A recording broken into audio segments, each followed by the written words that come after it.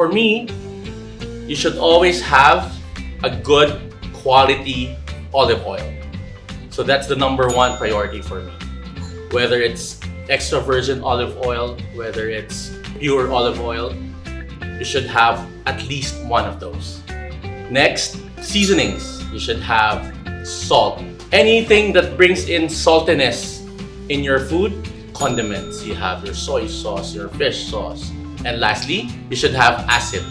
When I say acid, it means having different kinds of vinegar, such as red wine vinegar, white wine vinegar, balsamic vinegar.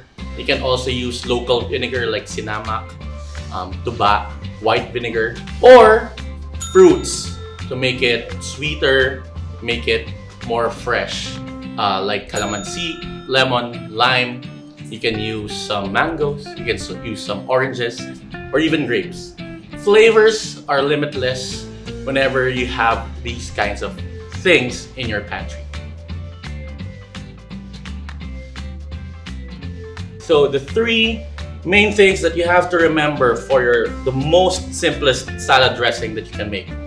1 is acid, 2 salt, and 3 Doña Elena. I'll show you.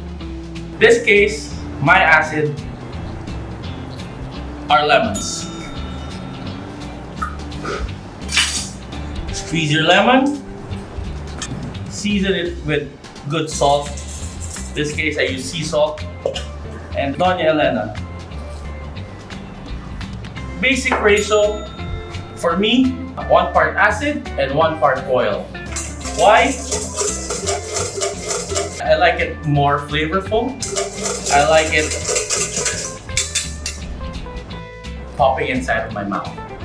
You can use it on top of salads, lettuces, cabbages, or even fish, meat, or steak.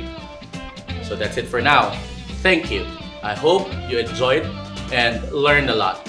Till next time. Bye.